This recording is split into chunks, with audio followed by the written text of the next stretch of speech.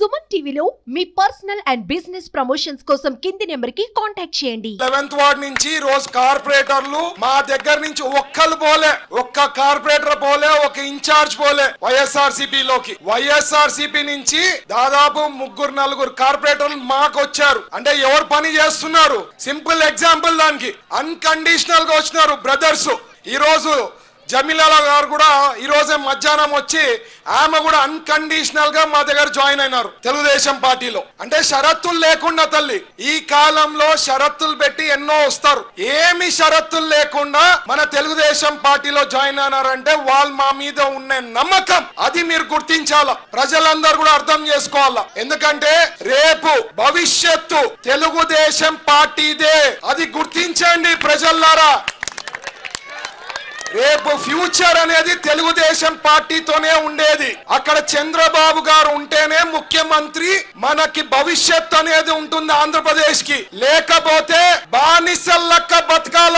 ఇదే fan party గాని పొరపాటున వస్తే బానిసల్లక్క బతకాల. బానిసల్లక్క బతుకుతామా? ఆలోచన చేయండి. లేదంటే చాలా ప్రాబ్లమ్స్ లో ఫేస్ చేయబోతున్నాం. మొన్ననే 3 రోజుల కిందట ల్యాండ్ టైటిలింగ్ యాక్ట్ తెస్తారు. ల్యాండ్ టైటిలింగ్ యాక్ట్ అంటే తెలుసా మీకు? మీరేమైనా స్థలం కొంటే మీకు ఒరిజినల్ డాక్యుమెంట్స్ ఇయ్యరు, తెలుసా? అది ఇన్నారా? అంటే వాళ్ళు ఎవరైనా మీరు ల్యాండ్ కొన్నారు 3 సెంట్లు గాని 2 సెంట్లు గాని ల్యాండ్ కొంటే వాళ్ళ దగ్గర పెట్టుకుంటారంట, మీకు జిరాక్స్ కాపీ ఇస్తారంట. అది ఓకేనా? మీకు ఎవరైనా ఒప్పుకుంటారా? మీరు అర్థం చేసుకోండి అమ్మా. వాళ్ళు మన ల్యాండ్స్ ని కూడా వాళ్ళు దాని మీద కూడా అప్పు తెచ్చుకొని మన మీద ఉండే ల్యాండ్స్ ని వాళ్ళ దగ్గర పెట్టుకొని అప్పు తెచ్చుకోవాలనే ఉద్దేశంతో ల్యాండ్ టైటిలింగ్ యాక్ట్ తెచ్చారు. అది చాలా చాలా చాలా మోసం అవుతుంది మనకి. రేపు పొద్దున ఇంకా ఎవరైనా ల్యాండ్లు కొన్నా అమ్మే పరిస్థితి ఉండదు. ఆ యాక్ట్ చంద్రబాబు గారు వచ్చిన తర్వాత 2వ సంతకంతోనే ఆ యాక్ట్ ని తొలగిస్తామని చెప్పినారు.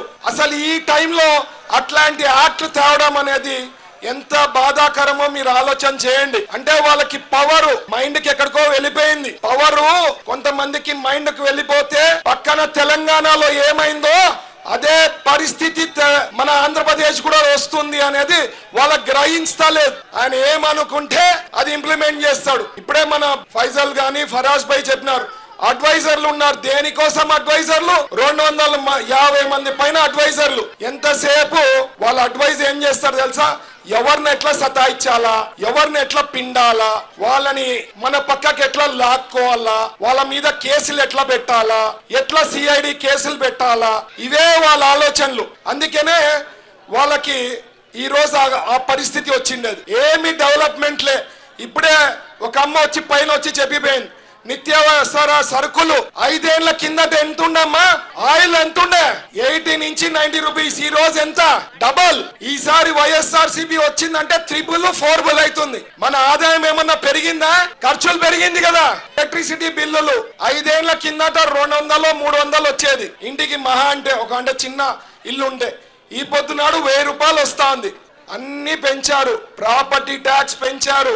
ప్రతి నెల ప్రాపర్టీ ట్యాక్స్, ఇంటి పైన పన్ను పెరుగుతూనే ఉంది.